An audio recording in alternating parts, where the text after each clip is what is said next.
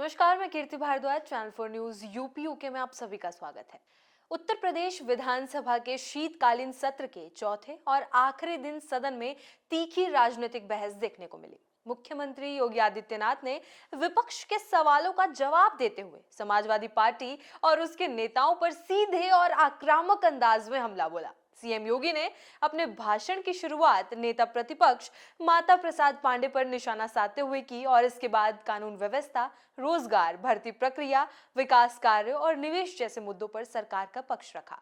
मुख्यमंत्री योगी ने कहा कि उत्तर प्रदेश में ना तो दंगा है और ना ही अराजकता। उन्होंने समाजवादी पार्टी पर सवाल उठाते हुए कहा कि आपकी ही पार्टी से विधायक चुनी गई पूजा पाल को न्याय नहीं दिलाया गया।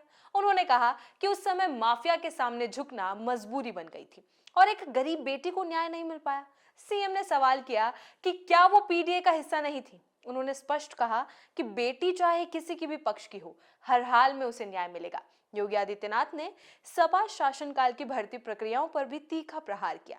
उन्होंने कहा कि उस दौर में योग्य युवाओं को प्राथमिकता नहीं मिलती थी और भर्ती प्रक्रिया को जानबूझकर बिगाड़ा जाता था।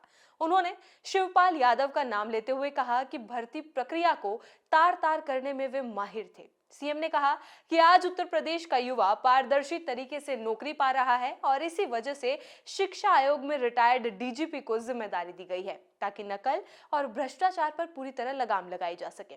सीएम योगी ने कहा कि जिस तरह माफिया की कमर तोड़ी गई है, उसी तरह नकल माफिया की भी कमर तोड़ी जा सकती है।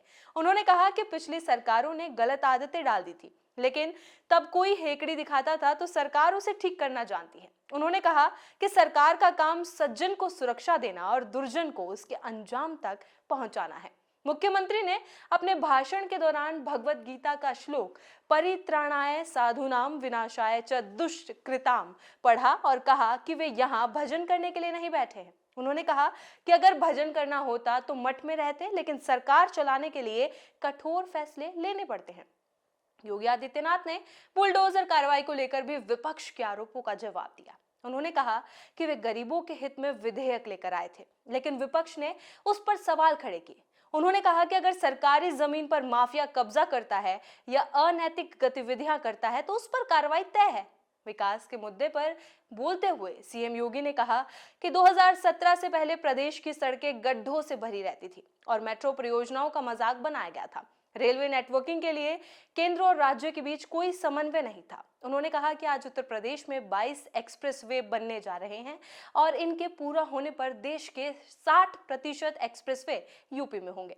उन्होंने दावा किया कि देश में सबसे ज्यादा मेट्रो नेटवर्क और एयरपोर्ट उत्तर प्रदेश में है। 2017 से पहले जहां केवल 2 एयरपोर्ट थे, वहीं अब ये संख्या 16 हो चुकी है और जल्द ही जेवर एयरपोर्ट शुरू होने जा रहा है। सीएम ने कहा कि देश की पहली रैपिड रेल उत्तर प्रदेश में चल रही है और पहला वाटरवे भी वाराणसी से हल्दिया के बीच संचालित हो रहा है, जिसे अयोध्या तक ले जाने की योजना है। उन्होंने इसे सरकार की इच्छा शक्ति का परिणाम बताया।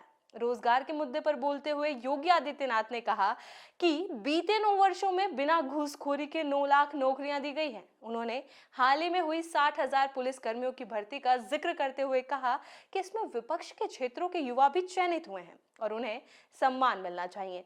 उन्होंने कहा कि पहले ट्रेनिंग की क्षमता सीमित थी, लेकिन अब प्रशिक्षण ढांचे को मजबूत किया गया है।